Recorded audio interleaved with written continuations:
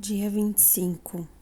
Transformado pela provação, pois os nossos sofrimentos leves e momentâneos estão produzindo para nós uma glória eterna que pesa mais do que todos eles. Segundo aos Coríntios 4, verso 17. É o fogo do sofrimento que produz o ouro da santidade. Madame Guyon. Deus tem um propósito por trás de cada adversidade. Ele usa as circunstâncias para desenvolver nosso caráter. Na verdade, ele se utiliza mais das circunstâncias para nos tornar semelhantes a Jesus que da leitura da Bíblia. A razão é óbvia. Você se defronta com as circunstâncias da vida nas 24 horas do dia. Jesus alertou de que teríamos aflições no mundo. João 16, verso 33. Ninguém está imune à dor ou livre de sofrer, e ninguém tem a oportunidade de atravessar a vida sem problemas. A vida é uma série de problemas. Toda vez que se resolve um, já existe outro aguardando a vez. Nem todos são graves, mas todos são importantes para o processo de crescimento que Deus planejou para você. Pedro nos assegura de que os problemas são normais. Queridos amigos, não se assustem nem se admirem quando vocês passarem pelas provas ardentes que estão para vir, pois isto não é coisa estranha e nem fora do comum que lhes vai acontecer. 1 Pedro 4, 12. Deus utiliza os problemas para que você se aproxime dele. A Bíblia diz: o Senhor está perto dos que têm o coração quebrantado. Ele resgata os de espírito abatido. Salmos 34, verso 18.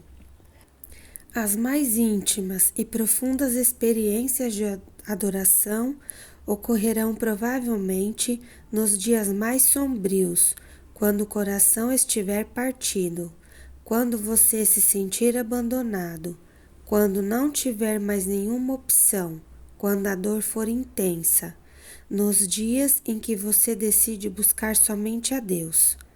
É durante os períodos de sofrimento que aprendemos a fazer orações mais sinceras, autênticas e honestas a Deus. Quando sentimos dor física ou emocional, não temos disposição para orações superficiais. Johnny Erickson observa: quando a vida é um mar de rosas, podemos passar o tempo adquirindo conhecimento sobre Jesus, imitando-o, citando-o e falando sobre ele. Mas apenas quando sofremos é que o conheceremos. No sofrimento, aprendemos coisas a respeito de Deus que não podemos aprender de nenhuma outra forma. Deus poderia ter livrado José da prisão, Gênesis 39, verso 20 e 22, e Daniel da cova dos leões, Daniel 6, verso 16 e 23. Poupado Jeremias de ser lançado no poço de lama, Jeremias 38, verso 6. Impedidos 3 naufrágios de Paulo, segundo aos Coríntios 11, verso 25. E evitado que os 3 jovens hebreus fossem jogados na fornalha em chamas, Daniel 3, verso 1 e 26. Mas não o fez. Permitiu que esses problemas acontecessem e, em decorrência deles, cada um desses homens foi trazido para mais perto de Deus. Os problemas obrigam-nos a olhar para Deus e a depender dele, em vez de confiar em nós mesmos. Paulo dá testemunho desse benefício. Sentimos que estávamos condenados à morte e percebemos como éramos fracos demais para socorrermos a nós mesmos. Isso, porém, foi bom, porque assim Nós colocamos tudo nas mãos de Deus, o único que poderia salvar-nos, pois é capaz até de levantar os mortos, segundo aos Coríntios 1, verso 9. Você nunca saberá que Deus é tudo o que você precisa, até que Ele seja tudo o que você tiver. Independentemente da causa, nenhum problema acontece sem a permissão de Deus. Tudo o que ocorre na vida de um filho de Deus é filtrado pelo Pai, e Ele pretende usar isso para o bem, mesmo que Satanás e outros tensionem usá-lo para o mal. Se o Senhor tem controle total da situação, os acidentes são apenas circunstâncias do plano dele para a sua vida, como todos os dias de sua existência foram escritos no calendário de Deus antes que você nascesse. Salmo 139, verso 16. Tudo que acontece com você tem significado espiritual. Tudo. Paulo explica por quê. Sabemos que Deus determina que tudo coopere para o bem de todos aqueles que amam a Deus e são chamados segundo o propósito que tem para eles, porque Deus conhecia os seus de antemão e os escolheu para se tornarem semelhantes ao seu Filho. Romanos 8, verso 28 e 29. Compreendendo Romanos, capítulo 8, verso 28 e 29. Essa é uma das passagens bíblicas mais compreendidas e equivocadamente citadas. Ela não diz: Deus faz com que tudo saia da forma que eu quero. É óbvio que isso não pode ser verdade. Também não diz: Deus faz com que tudo neste mundo tenha um final feliz. Isso também não é verdade. Há muitos finais infelizes neste mundo. Vivemos num mundo caído. Somente no céu tudo é perfeito, da forma que Deus quer. É por isso que somos orientados a orar. Seja feita a tua vontade na terra, assim como no céu. Mateus 6, verso 10. Para compreender inteiramente Romanos 8, 28 e 29, você deve examinar frase por frase. Abre aspas. Sabemos, fecha aspas. Nossa esperança em tempos difíceis não é fundamentada em pensamentos positivos, em anseios ou num otimismo natural. É uma certeza que se fundamenta na verdade de que Deus tem pleno controle do universo e ama todos nós. Abre aspas. Que Deus age. Fecha aspas. Há um grande projetista por trás de tudo. Nossa vida não é resultado do acaso, do destino ou da sorte. Existe um plano principal. A história consiste na história de Deus. É Deus quem controla o leme. Nós cometemos erros. Deus, porém, jamais se engana. Ele não pode cometer erros, porque é Deus. Abre aspas. Em todas as coisas, fecha aspas. O plano de Deus para a sua vida envolve tudo o que acontece a você, incluindo erros, pecados e mágoas. E ainda inclui doenças, dívidas, acontecimentos infelizes, divórcio e morte de pessoas queridas. Deus pode fazer o bem aflorar na pior adversidade. Ele fez isso no Calvário. Nada acontece de forma isolada ou independente. Os fatos de sua vida agem em conjunto, conforme o plano de Deus. Não são atos isolados, mas partes interdependentes do processo que o tornarão semelhante a Cristo. Para fazer um bolo, você usa farinha, fermento, ovos, açúcar e óleo. Comidos isoladamente, os ingredientes podem ter sabor bastante desagradável, mas asse-os juntos e se tornarão deliciosos. Se você entregar a Deus todas as suas experiências horríveis e desagradáveis, Ele as misturará para que se tornem agradáveis. Abre aspas, para o bem, fecha aspas. Isso não quer dizer que tudo na vida seja bom. Grande parte do que acontece no nosso mundo pode ser caracterizada como mal e cruel, mas Deus é especialista em extrair o bem de tudo isso. Na genealogia oficial de Jesus Cristo, Mateus 1, verso 1 e 16, distinguem-se 4 mulheres: Tamar, Raabe, Rute e Batseba. Tamar seduziu seu sogro para engravidar. Raabe era prostituta. Rute nem mesmo era judia e infringiu a lei ao casar com um judeu. E Batseba cometeu adultério com Davi, o que acabou causando o assassinato do próprio marido. Não são exatamente reputações excelentes, mas Deus converteu o mal em bem e Jesus veio dessa linhagem. O propósito de Deus é maior que nossos problemas, nosso sofrimento e até mesmo nossos pecados. Abre aspas, daqueles que o amam, dos que foram chamados, fecha aspas. Essa promessa é somente para os filhos de Deus, não para todos. Todas as coisas contribuem para o mal daqueles que vivem em oposição a Deus, insistindo em seguir o próprio caminho. Abre aspas, de acordo com o seu propósito, fecha aspas. Que propósito é esse? Que sejamos semelhantes a seu Filho. Tudo o que Deus permite que aconteça em nossa vida é por causa desse propósito.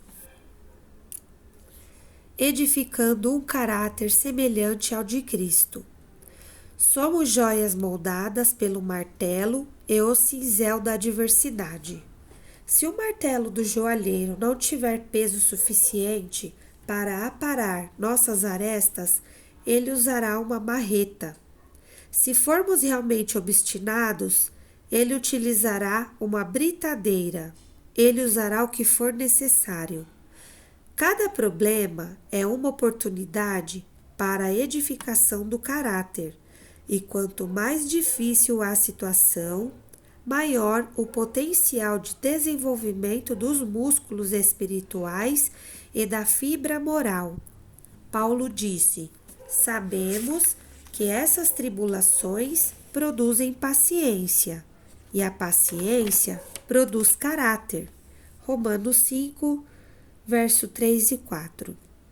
O que acontece exteriormente em sua vida não é tão importante quanto o que acontece dentro de você. As circunstâncias da vida são temporárias, mas o caráter é eterno. A Bíblia frequentemente compara as provações ao fogo que refina o metal, queimando as impurezas. Pedro diz: essas dificuldades lhes sobrevêm para provar que a sua fé é pura. Essa pureza de fé vale mais que ouro. 1 Pedro 1, verso 7a. Foi feita a seguinte pergunta a ourives: como você sabe que a prata é pura? Ele respondeu: quando vejo meu reflexo nela. Quando você é refinado pelas provações, as pessoas podem ver o reflexo de Jesus em você. Tiago declara: amigos, quando lutas e aflições os atingirem em cheio, saibam que isso é um presente especial. Vocês verão como a fé será fortalecida e como terão forças para continuar até o fim. Tiago, capítulo 1, verso 2 e 3. Deus pretende torná-lo semelhante a Jesus, por isso o fará passar pelas mesmas experiências que Jesus passou: solidão, tentação, estresse, críticas, rejeição e muitos outros problemas. A Bíblia diz que Jesus aprendeu a obedecer por meio do sofrimento, pelo qual também foi aperfeiçoado. Hebreus 5, verso 8 e 9. Por que Deus nos imiria de passar por aquilo que permitiu que o próprio Filho passasse? Paulo afirma: iremos passar pelo que Cristo passou. Se enfrentamos momentos difíceis com Ele, então é certo que com Ele passaremos momentos inesquecíveis. Romanos 8, verso 17. Reagindo aos problemas como Jesus reagiria. Os problemas não produzem automaticamente o que é pretendido por Deus. Muitas pessoas tornam-se ainda mais amargas em vez de melhorar e nunca crescem. Você deve reagir da forma que Jesus reagiria. Lembre-se de que o plano de Deus é bom. Ele sabe o que é melhor para você e visa apenas a seu bem. O Senhor disse a Jeremias: porque sou eu que conheço os planos que tenho para vocês, diz o Senhor, planos de fazê-los prosperar e não de causar dano, plano de dar a vocês esperança e um futuro. Jeremias 29, verso 11. José compreendeu essa verdade quando, falando aos irmãos que o haviam vendido como escravo, disse: vocês planejaram o mal contra mim, mas Deus o tornou em bem, para que hoje fosse preservada a vida de muitos. Gênesis 50, verso 20. Ezequias expressou o mesmo sentimento em relação à doença que ameaçava tirar-lhe a vida. Foi para o meu próprio bem que passei esse período difícil. Isaías 38, verso 17. Sempre que Deus disser não ao seu pedido de alívio, lembre-se de que Ele está fazendo o que é melhor para nós. Está nos treinando para que possamos viver de acordo com seu santo propósito. Hebreus 12, verso 10b. É vital que você se mantenha concentrado no plano de Deus, não no problema ou no sofrimento. Foi assim que Jesus suportou a dor na cruz e somos exortados a seguir seu exemplo. Mantenha um olhar firme em Jesus, nosso líder e orientador.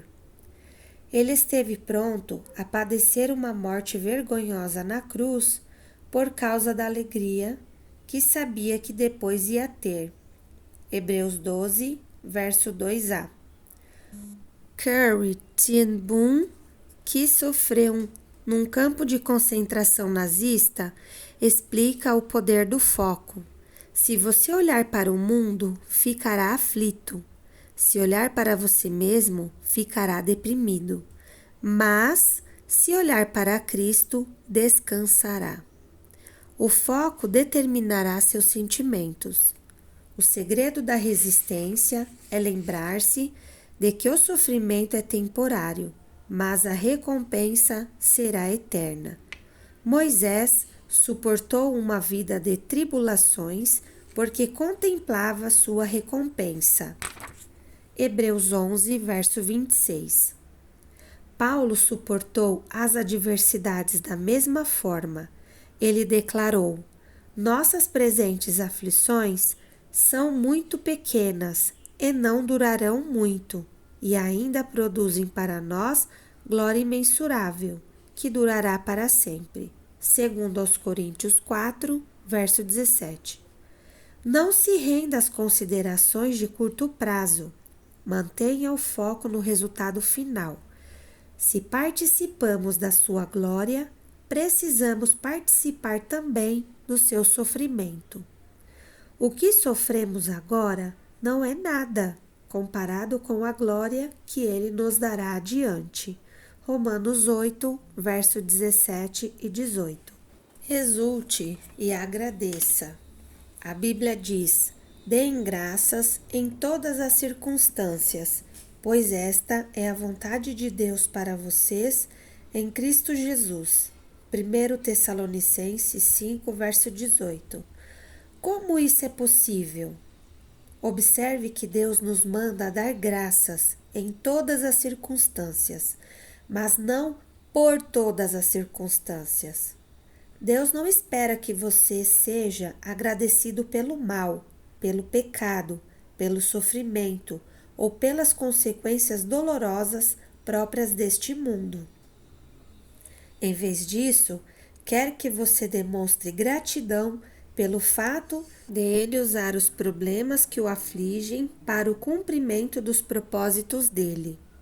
A Bíblia diz: alegrem-se sempre no Senhor. Filipenses 4, verso 4a. Ela não diz: alegrem-se no seu sofrimento. Isto é masoquismo. Você se alegra no Senhor. Não importa o que aconteça, você pode se alegrar no amor, na atenção, na sabedoria, no poder e na fidelidade de Deus. Jesus disse: alegrem-se quando isso ocorrer, pois há uma grande recompensa esperando por vocês no céu. Lucas 6, verso 23. Nós também podemos nos alegrar ao saber que o Senhor passa pelo sofrimento junto conosco. Não servimos a um Deus alienado que se mantém distante de nós, tentando nos motivar com frases feitas. Ao contrário, ele participa de nosso sofrimento. Jesus fez isso na encarnação e hoje é seu Espírito quem opera isso em nós. Deus jamais nos deixará sozinhos. Recuse-se a desistir. Seja paciente e persistente.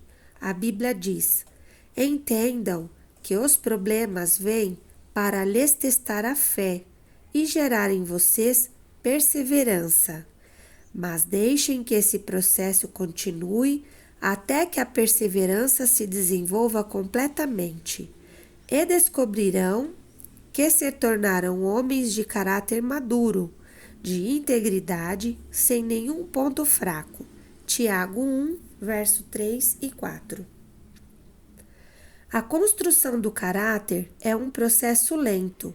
Sempre que tentamos evitar ou escapar das dificuldades da vida, criamos um atalho no processo. Atrasamos nosso crescimento e, na verdade, acabamos experimentando um sofrimento ainda pior, algo inútil, que acompanha a negação e a rejeição. Quando você compreende as consequências eternas do desenvolvimento do caráter, faz menos orações do tipo consola-me, faz com que eu me sinta melhor, e mais orações do tipo renova-me. Use esta situação para tornar-me mais semelhante a ti. Você sabe que está amadurecendo quando começa a perceber a mão de Deus nos acontecimentos aleatórios e confusos e nas circunstâncias da vida aparentemente sem sentido. Se você estiver enfrentando algum problema nesse momento, não pergunte por que eu? Em vez disso, pergunte o que queres que eu aprenda? Então, confie em Deus e siga fazendo o que é certo.